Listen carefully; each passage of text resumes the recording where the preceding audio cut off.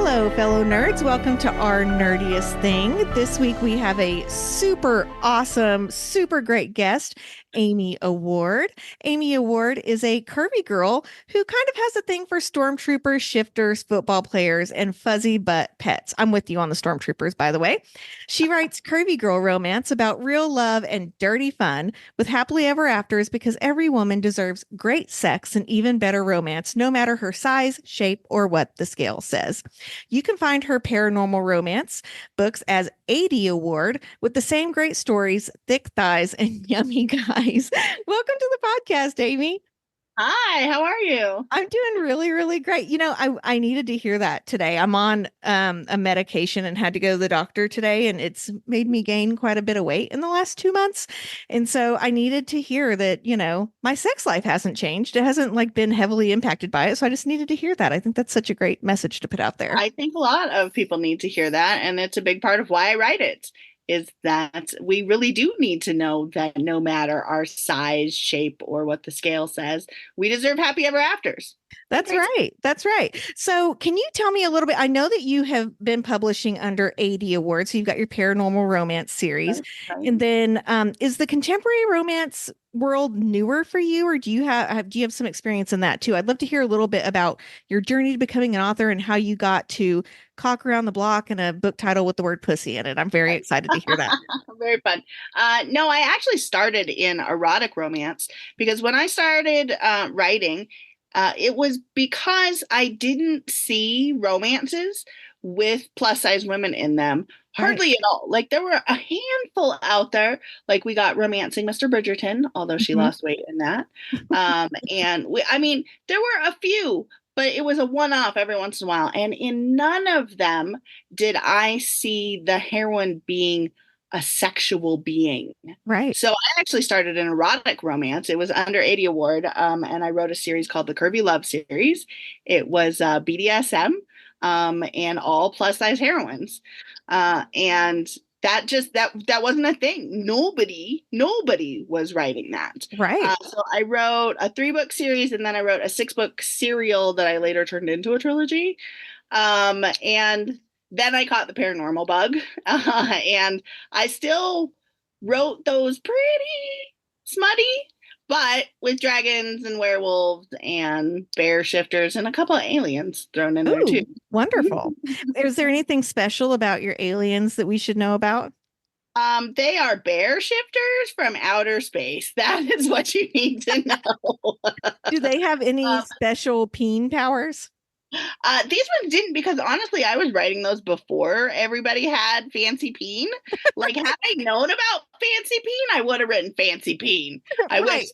I love that fancy peen has become a thing. We were talking to Jessica Cage the other day, and she has a new book called I Summoned a Demon Boyfriend, and I was like, okay, so tell me what's special about his penis, because you can't just have a penis at this point, right? And so she was like, it rotates and it does all those weird things that you see in the sex shops and stuff. Fancy penis. Well, and I think that women are just really starting to come into their own right and be open about their sex lives, and we're like, you know what, we'll take a fancy penis. We're not against that. No, it's so much of it's about fancy, because never is the fancy peen something that is not fun. We love a good blue alien spur because it does the fantasy things that we wish penises did. Right, exactly. Well, your motto is thick thighs and yummy guys, which is right up our alley. And what do you hope that your readers experience through that tagline? Can you tell me a little bit more about that? It goes back to that core of, I didn't see plus size women with thick thighs and thick waists and thick bellies and thick boobs and thick arms or any of all of the above. I didn't see that represented as somebody who is sexually desirable by yummy men. Right. And that's half of what romance is for us anyway, is the yummy men. And so that's why I do thick thighs and yummy guys, because guys rise with thighs. Well, and before we turned the mic on, you had said something about liking green flag men. So can you tell me a little bit about that? What can readers expect when they pick up your books from your green flagged heroes. Yeah, my heroes are very much like, don't get me wrong, I love a good morally gray hero in the fiction that I read, but I can't write one to save my life because that fantasy world that I have about the heroes that I wish were in my life are the green flag heroes, the cinnamon rolls, the golden retrievers. So even if they're grumpy, like I did Grumpy Sunshine in the Weiner Across the Way, and Declan was grumpy, but really it was just a facade, and really on the inside he's this big protective cinnamon roll. And I think that a lot of women right now, especially with all the red flags that are out there in the world, wish we had a green flag hero. And so I tend to write, even in my paranormal, I didn't even really realize this until I started writing the contemporary, but even those guys are really cinnamon rolls. I call them crunchy or burnt cinnamon rolls because they're crunchy on the outside, but they're still ooey gooey and sweet on the inside. Right. Like they're the they fall first type of gentleman, will pine, touch her and die type of gentleman, right? Yes, that's exactly what they are. The do anything for you, super protective. You're mine, but I'm still going to ask for your consent Right. kind of guy. And I think women want that, but so do men, right? Like every person wants someone that will say, like, that's my person, you're mine. Also, maybe Mhm. like get on your knees if you want to. Mhm, mhm. Both Well, could be happening at the same time. right, exactly. My husband was joking. We were out to dinner tonight and we saw a gentleman walking up the road and he goes, "Oh, there's your guy." And I said, "No, just clone a second one of you." I was like, "There's the Oh, MM romance I've been waiting for my whole life." delicious. Delicious. I love it. Well, you brought up your sports romance book titles, which are really hilarious. So you've got Cock Around the Block, Wiener Down the Street, The Pussy Next Door, and all of the cocky, and that's all part of the Cocky King That's all series, cocky Kingmans, yeah. right? So, and you just released Pussy Next Door. So will you be continuing in the sports series, or is the Pussy Next Door the final one in this series for you? Nope, nope. I'm definitely going to keep going. So the Cocky Kingman story centers around the Kingman family, Mhm. and there are 8 siblings, and the plan is to write a book for all 8 of them. Oh, great. And they Be all get honest their though, I'm a couple of funny titles short for the series, so later down the road, I might be asking readers to help me come up with some more. right, exactly. You're like, okay, what's a good euphemism for the cover of this? Yeah, exactly. It's I got because I started off with this very specific formula. It's some sort of punny animal that's also an innuendo, and then in a place. And so I have to continue that to make the rest of the series work. I've got some more. I know what the next 3 are. And then after that, I'm not sure what's going to happen. I love that. Well, what can you tell us about this newest release, The Pussy Next Door? The Pussy Next Door, I put a huge part of myself that I've never really shown in a book before. I always put parts of myself in Mhm. all of my books. And I think that that is why I only ever write plus size heroines, because that's the story that I want to tell, Sure. because I'm a plus size heroine. Um, but I put some pieces into Willa, the heroine of The Pussy Next Door, that I haven't really shared a whole lot before. Willa is a bit of a wild child and doesn't want to ever be stuck in one place. Right. And that is legit me. But it was hard for me to write parts of that because I wasn't sure other people were going to understand somebody Sure. who, even though they were being presented with the most beautifulest green flag boyfriend ever and a really lovely job in a beautiful place to live with a lot of security and a cat, why she wouldn't want to just stay. Right. And I have been surprised by how many readers have said that they have connected with Willa on such a deep level. And I'm like, oh my God, thank you. I'm so glad. I mean, I think even 10 years ago, women weren't allowed to say, like, no, no, that's not necessarily what I need right this second, because people would go, well, that's insane. Like, you have every single, but that's not what I want. I think it was always okay for a man to say that, right?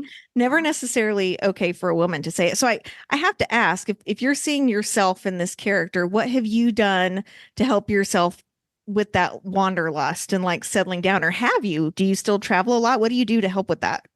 Yeah, I am definitely still a wanderluster at heart. I right now, this is the 5th year I've lived in this apartment, and Mhm. this is the longest I have ever lived anywhere Wow. ever in my whole entire life. I mean, I've lived in Colorado on and off for the last 30 years, but always in different places and different spaces. And I'm going nuts right I now. was And about to ask if you were getting antsy. yeah. Part of it is because Corona Apocalypse, there was no going anywhere Right. during Corona Apocalypse. But like I do a lot of daydreaming about where I would like to move next. I've lived all around the world. I made Willa, the heroine of this book, a teacher of English as a foreign language because Mhm. that's what I used to do. Oh, how Um, cool. so I lived in Europe and I lived in Asia doing that, and that took me all over the world, obviously. But really, my whole family is very international. Right. Everybody's all over the world all of the time. Nobody really knows where anybody's at. Wait, what country Where are you in right now? where have you lived that you have enjoyed the most? My very favorite place in the whole wide world is Prague in the Czech Republic. Mhm. I did my teacher training there and I studied there when I was in college, and it is just the city that feels the most like home to me. Like I feel like I can go to Prague and I'm like, oh, this is me. That's how I feel about London. Yeah, Yeah. yeah. So I, what location would you never want to go to again? um, I don't know that I would never go anywhere ever again, but I wouldn't make my first choice. My dad lived in the United Arab Emirates for a Mhm. while, and he lived in both Dubai and Abu Dhabi. And those aren't my favorite, just mostly because of the restrictions on women Right. in those kinds of places. Mhm. There's some really cool stuff to see there, but not the friendliest environment all of the time. So I'm Right. not saying I would never go there ever again, but I wouldn't choose that as like an itinerary. Right. Yeah, I can understand that for sure. So, since we just got the Pussy Next Door, and I'm not putting any kind of pressure on you at all because you have been pumping out books like an insane amount. So, do you know whose story is next? I do indeed. And I think readers will figure it out pretty quick when they read The Pussy Next Door, because Okay. I feel like I dropped 4 billion hints. Maybe it was like 5, but I felt like every other page I was like, I'm hinting that it's these guys. Okay. Well, I can't Um, wait to read it. I'm so excited about it. So I do know that one. I don't 100% like I don't have the story plotted yet, but I've known who that book is going to be for a while. And I do have the cover. I just can't show you yet. Oh, that's so cool. Yeah, there's so much pressure on, especially I feel like romance writers to pump out one or two a year. Are you feeling that pressure right now? Or Significantly more. So as Aidy Award, for my paranormals, Mhm. at my height, I was doing 8 to 10 books a year.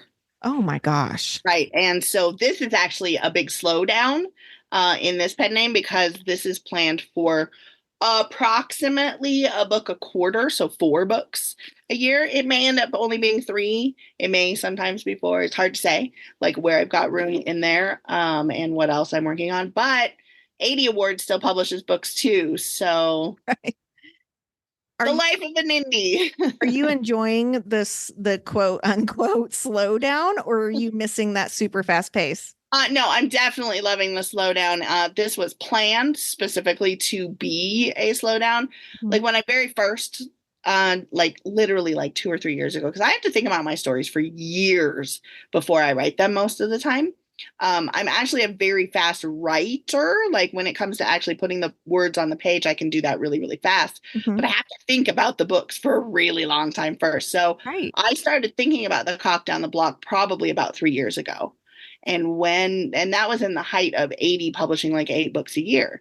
And I thought I'll just do the same thing. And no, maybe I will also die if I do that. So I burn out kind of hard when I was writing all those 80 books. And so Of when course. Amy did really, really well, it gave me some breathing room. And I really like a book a quarter. It's very nice. Right. Yeah. I mean, that is still a lot for the record. Still a lot. It's still a lot, but it does feel like a huge slowdown for me. Right. We really like to remind readers, like, I mean, there's so much pressure. We talked to Emily Rath about this, about like, oh my gosh, I loved your book. What's next? And Hmm. that's very well meaning on the Yes. day that a book comes out. But then I think sometimes the authors are like, oh my God, what's next? Like, what am I going to do? What if I become irrelevant? And so, you know, I'm trying Like, to figure, I'm trying to figure out better. legitimately, you read that book in like 3 hours. It took me months. Right, exactly. Well, and I'm trying to figure out the best way to tell an author, I cannot wait for what you write next, but seriously, no pressure. I will wait. I will Yeah. wait a quarter. I will wait 6 months. I will wait a year. If it's someone I love, I'll wait 2 or 3 years, So, we're trying to put the faith in the readers to be like, okay, just a little bit of patience, because sometimes our authors need to eat and sleep at the same time. Right. Eat and sleep and honestly consume other media that refills our well. Like Right. the second I was done with The Pussy Next Door, I was binging Bridgerton and then a whole bunch of other things because that refills my well with stories again. Now, have you watched this third season of Bridgerton? Yes, What did absolutely. you think? The second it came out, I did. I tried not to, but I had to. There were parts of it that I absolutely loved. I really loved how Shondaland did not focus at all on Penelope's size. Right. And I also love how Shondaland did not also make it a fat phobic story Right. because Hollywood can be so fat phobic. I mean, it is the land of Ozempic over there right now. Mm-hmm. And I was really worried because in the original text in Julia Quinn's book, the Penelope loses weight before she has her little glow up. But Right. I and don't think I knew that either. Yeah, because I've not it's read that book. literally like one line. It says something about she lost 2 stone. That's actually a lot of weight. Yeah, that's like Um, 25 or 30 pounds, isn't yeah, it? exactly. Yeah. And so I was really worried that that was the storyline that they were going to go with, and they did not. They did not at all. And I was like, hell yeah, Well, we and I actually don't I got don't know plus how size many Penelope.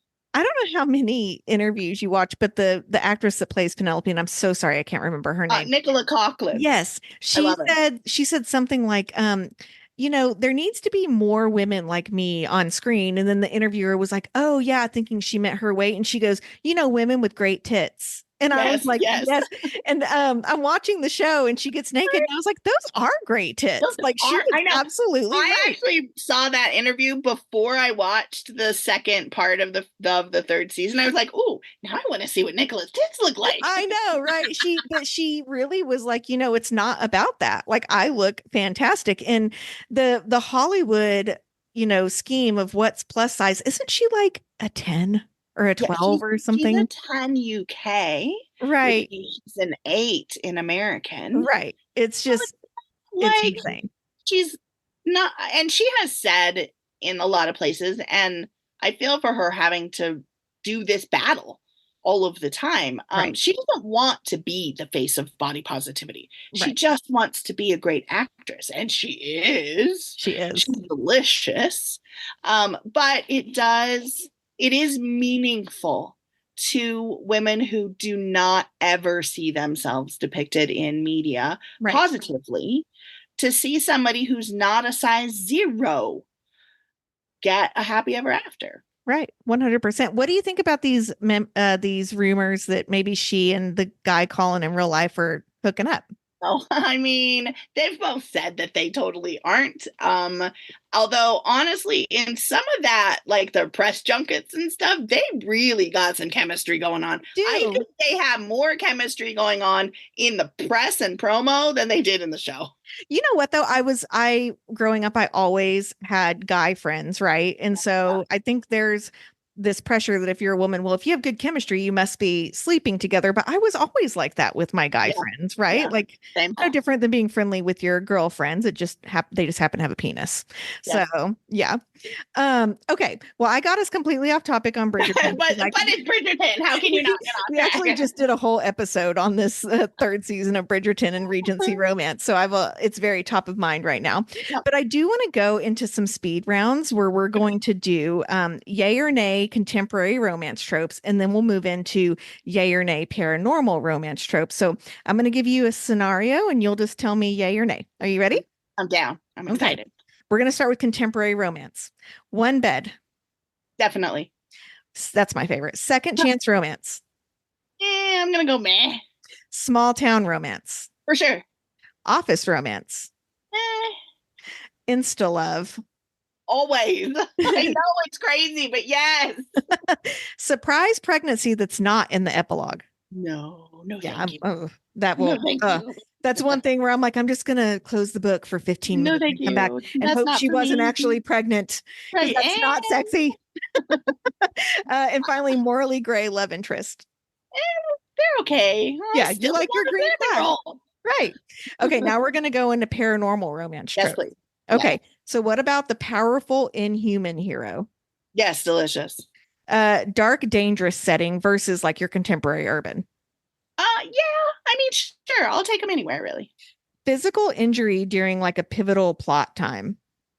Maybe I kill my heroes in the Dark Knight of the Soul all of the time. So yes. Okay, so let me ask you this. What about sympathetic monsters? Yeah, sure. Love them. And we already know you like insta love. So what about fated mates across like a species? So human and fae, human and Like vampire. legit, that's all I write. So Oh, yes, it's my yes, and favorite. more. Yes. My husband reads for like to learn, which I don't really understand because I read to escape. And he'll be like, "Have you read so and so book?" And I'm like, "Is there a vampire in it?" And he's like, "Babe." And I'm like, "No, is there a vampire in it? Are they fated mates? Because otherwise, Are they I'm Fated out." Mates? Then I probably didn't read it. No, I love Fated Mates, but I love Fated Mates even more when she didn't know the paranormal world even existed. Right. That is my favorite. You're speaking my language right here. Okay, what about forbidden love? Yeah, sure. And finally, a dangerous pregnancy or a cross species pregnancy. Boo. Well, we talked about pregnancy before epilogue. How do you feel about pregnancy in epilogue? I do it occasionally because I think readers really enjoy it, but my stories just in general do not focus on pregnancy at all. I don't think getting married and being pregnant has to be the happy ever after. I I do agree. do it occasionally because it is sometimes the happy ever after, but it's not generally my jam. So when I do it, it's more because readers want it than I Sure. want it. Or it makes sense for the character, right? Yeah, or it And makes sense for the characters. yeah, Yes. I'm a mom of two. I've been married for 19 years. Yeah. Obviously, I'm pro marriage, but I'm Right. with you. There was one book I read that in the epilogue, like this woman was going to be in the Olympics and she went to the Olympics one time and then just decided to have babies. I'm like, so she trained for 24 years to go for the gold one time and then have a baby, and it ended up like ruining the book for I me. mean, it made me ruin the It baby. doesn't make any sense that she would want to have children yet, right? Yeah, Like that doesn't yeah, it didn't equate the HEA I wanted for this yeah, strong athletic type woman, right? yeah. And So honestly, I do it more often I haven't done it at all in contemporary, but in paranormal, most of the time I do it because I have plans for those kids in the stories of later. course, of course. Harper L. Woods in her Cursed series, I thought there was going to be a surprise pregnancy in her. It was the second book in that. And I was like, okay, this makes sense. And I'm like all for it and was actually kind of disappointed because Oh, it, because like you said, it made sense to move the book forward later because there's like a yeah, prophecy. And so I yeah. was like, okay, that's a pregnancy I can get behind because not just because like, oh, now you're going to go over here and I'm going to raise some children. Sounds fun because raising children's hard and it really sucks sometimes. Raising kids is so hard. I mean, my advice to all my friends with younger kids, I inherited mine when she was 14. And so thus teenagers stink. You didn't even Literally get the cute and years, figuratively. Amy. I know. So my advice to everybody is two words: boarding school. Oh, damn, why didn't I talk to you 5 years ago? Right? I mean, they're adorable when they're little. Even those terrible twos you can handle, Right. but the terrible 14s, no, thank you. Yeah, my husband sent his mother. We were on vacation last week, and my son is 12, my daughter's 16, and he wrote a text to her that said, I'm sorry for everything I did between the ages of 12 and 14. Correct. Like, honestly, I think they're really lovely most of the time afterwards. Mine is 26 now, and she and I are like best friends. Right. She calls me every day. We Oh, go that's on so trips special. together. Like, I love her in the face. But not 10 years ago. Now, has she read your books? She has not. She's a great pimper of my books. Like she will tell people about them all the time, but it's not for her. She likes poetry. Oh, okay. So she reads like my husband does. Yes, yes, yes. I'm like, way to escape into that haiku over there. Congratulations. Okay, so tell me where you like your readers to connect with you. What's the best place for them to reach out to you and get connected? I am really all over the place, so I actually like social media. I know a lot of people don't, but I actually really enjoy social media because I think it's such an easy way to connect no matter where we are in the Of world. course. So I have a very fun Facebook group called Aidy or Amy's Amaze Balls. Okay, I'm gonna Um, go find that after this so because that sounds that's fun. a really fun place, and I do like giveaways and like other like cover reveals and those kinds of things over there. I love TikTok. I maybe love TikTok too much. And I'm also pretty on Instagram a lot. I don't love Twitter or whatever Yeah. it's called. I think that might be fading away. It's Yeah, gotten I too think it difficult might to be. use. What are your handles on TikTok and Instagram?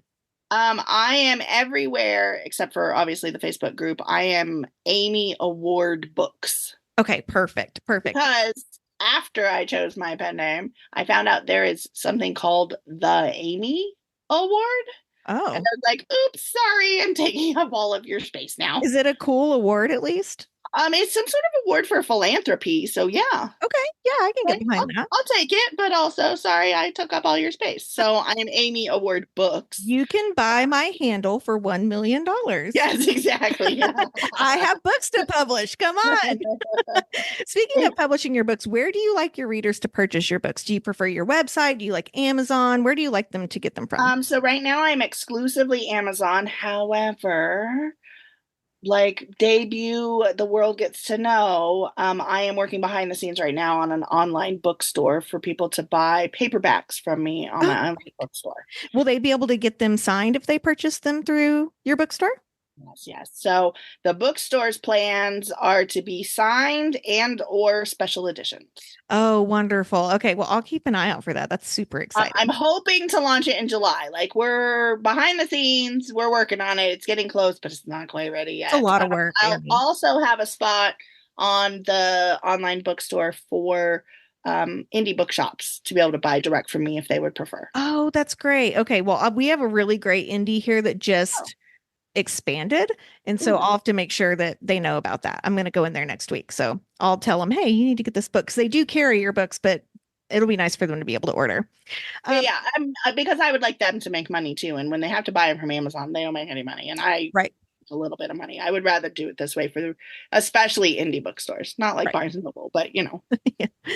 So I met you at a book conference that shall not be named, The book conference that shall not be named. and had such a spectacular time meeting you. So, what other events or conventions do you have coming up for the next I have year? a lot coming up for I've got one more this year. I'm gonna be at the Rare in Edinburgh. Oh, that's going to be so fun. I wish I could go. Reader, author, no, I can't. I have no idea what Rare stands for. It's the RARE. same thing as Babe. We know it's a book festival, right? Right, it's Rare a and book Babe. festival. They're great So events. I'll be at Rare Edinburgh in September. And then I will not be doing anything until 2025. I can't remember if I rescheduled something for February. Whatever, I have a bunch. I will be at Beachside Book Fest in Broward, Florida. Mhm. I think it's in May. I'm not good with dates and times, so. But they're on my Instagram and on my website. I'll also be at Getting Witchy with It Mhm. in Salem in the fall Of 25 or 24? of 2025. I'm not at this one because I'm in Edinburgh at the same exact time. Oh, that's right.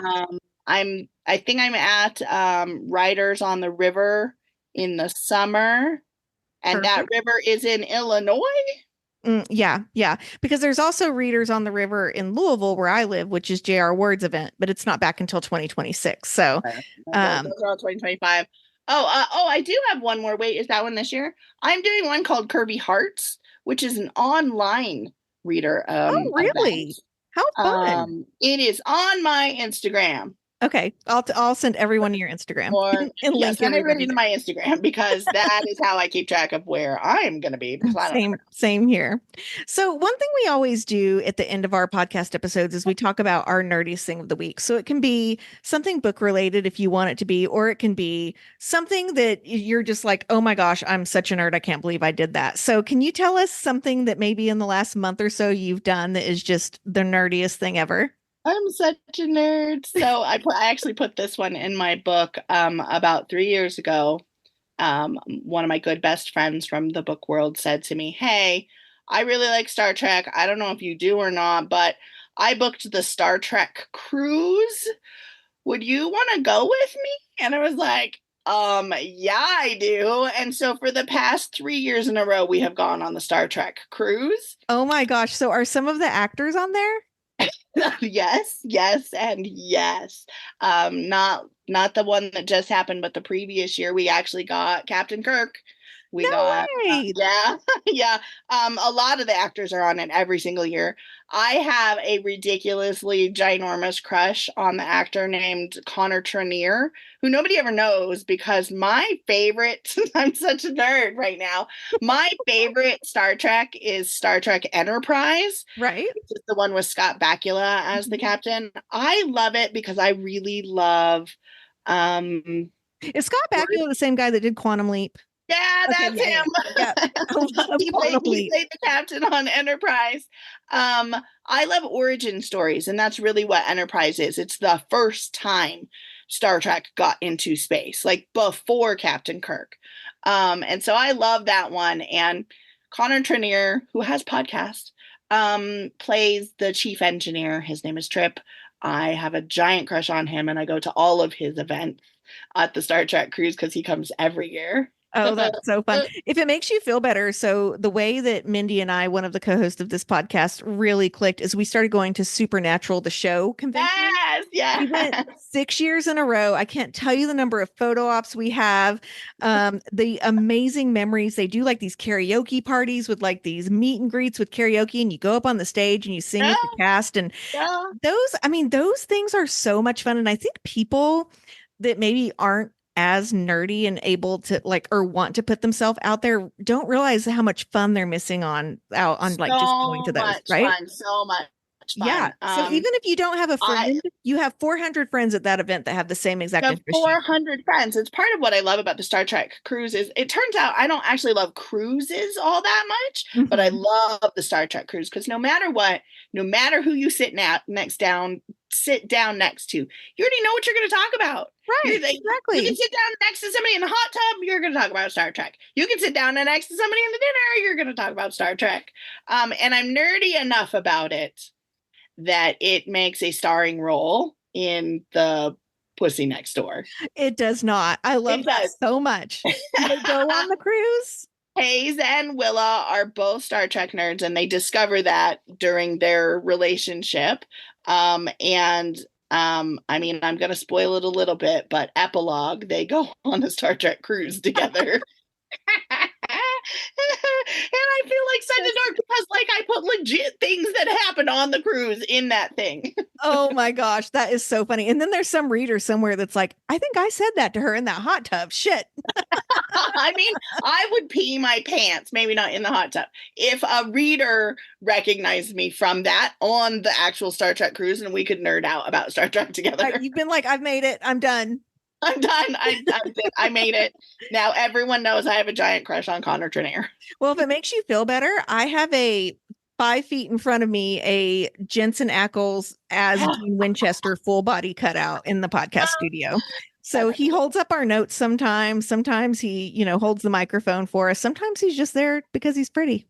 he's pretty. He is Yeah, so he's pretty. so pretty He's and so so pretty. nice too. I will say that whole cast and crew, the reason they did so well is because of how nice they are. That's, Really, really, we had some of the best experiences at those conventions. that's really, really lovely to hear. I Yeah. mean, you never know how they're going to be. And I know there were a lot of rumors about what's his face, Captain Kirk. I'm so nerdy, I can't think of his name. William Shatner? William Shatner, thank you.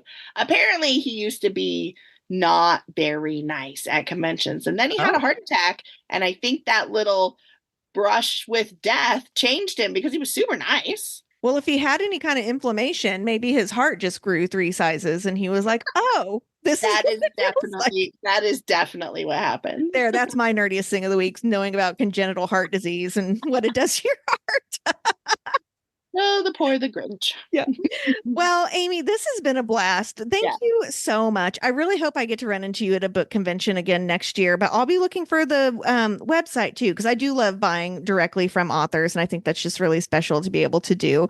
And just congratulations on all of your success. This has been so much fun. It's been so much fun. Like, it's just been absolutely bananas. And I've had such a good time. And honestly, the readers of this series have literally changed my life. And I appreciate it more than anyone can know. Oh, that's wonderful. Well, thank you again. And we will talk soon, hopefully. Yeah, I think so. Like what you heard in this episode, follow Our Nerdiest Thing on Instagram at instagram.com/Our Nerdiest Thing or Facebook at facebook.com/Our Nerdiest Thing. We love hearing from fellow nerds. Email us at ournerdiestthing@gmail.com.